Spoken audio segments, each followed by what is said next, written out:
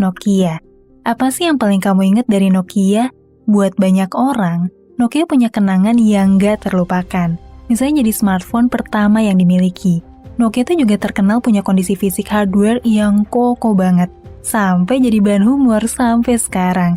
Pada masanya Nokia sempat jadi raja ponsel dari pertengahan tahun 90-an sampai pertengahan tahun 2000-an. Tapi kejayaan Nokia mulai hilang nih, sejak kehadiran iPhone yang revolusioner dengan teknologi layar sentuh dan juga aplikasi yang terus berkembang. Sampai akhirnya cuma dalam waktu 4-5 tahun doang sejak kelahiran iPhone, Nokia yang tadinya adalah produsen ponsel terbesar di dunia, dinyatain hampir bangkrut dan akhirnya diakuisisi sama Microsoft. Tapi kok bisa ya? Cuma dalam waktu sesingkat itu, Nokia bisa benar-benar kalah total dari iPhone dan smartphone lain berbasis Android. Coba dilihat, di tahun 2007 Nokia tuh masih punya pangsa pasar 50%-an. Tapi nilainya terus turun dan cuma jadi 3,1% doang di tahun 2013. Sebenarnya penyebabnya ada banyak ya. Kita coba lihat aja deh. Sejak iPhone diperkenalin di tahun 2007 sampai 2010, banyak perusahaan yang berfokus buat ngasih inovasi baru, khususnya tuh di bidang software, di mana outputnya yang kita kenal sekarang adalah Android dan iOS. Saat itu, Nokia malah milih bertahan dengan Symbian dan ngalokasin sumber dayanya buat ngembangin perangkat ponsel layar sentuh yang pengen nyaingin iPhone.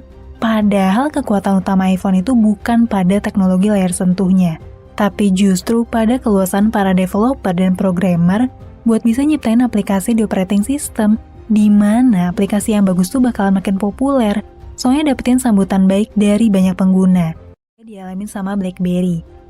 Handphone yang digadang-gadang jadi pelopor fitur keyboard QWERTY ini sempat menguasain 30% pasar global buat industri telepon genggam. Di tahun 2008, BlackBerry itu dengan kode saham RIM berhasil ngeraih pangsa pasar senilai 1.120 triliun rupiah. Di tahun itu juga mereka berhasil ngejual lebih dari 23,5 juta unit handphone ke seluruh dunia. Sayangnya kejayaan itu nggak berlangsung lama. Cukup 4 tahun sejak Steve Jobs memperkenalkan iPhone ke seluruh dunia, BlackBerry nggak lagi jadi idaman banyak orang. Di tahun 2012, BlackBerry bahkan cuma nguasain 7,3% pasar handphone di US.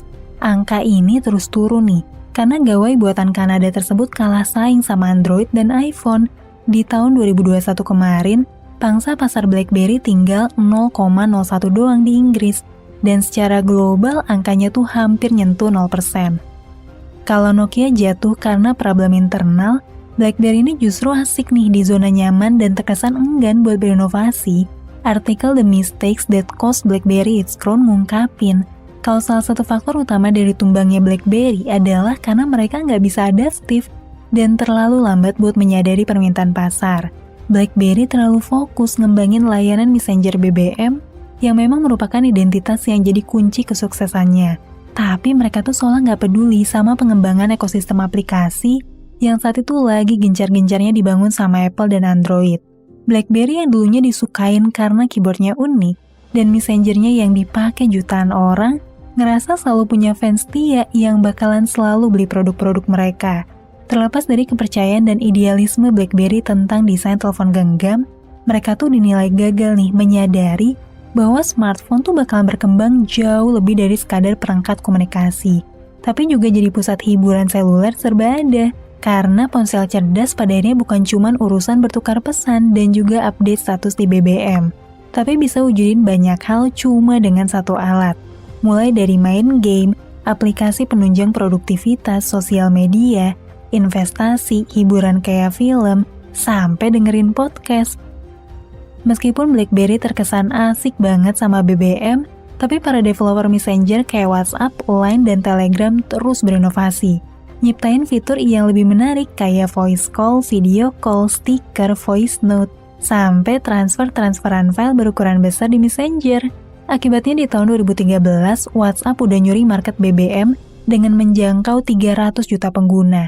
Sementara BBM tuh cuma bisa puas dengan 80 juta pengguna di seluruh dunia, yang terus menurun seiring dengan meningkatnya popularitas WhatsApp. Kalau dilihat dari grafik ini nih, angka pendapatan BlackBerry juga udah nggak pernah tumbuh lagi dan cenderung turun terus sejak tahun 2013. Sejak gagal bersaing dengan Apple dan Android, BlackBerry akhirnya mulai nyari cara supaya perusahaannya nggak tutup. Sampai akhirnya layanan BBM resmi ditutup di 31 Mei 2019 lalu.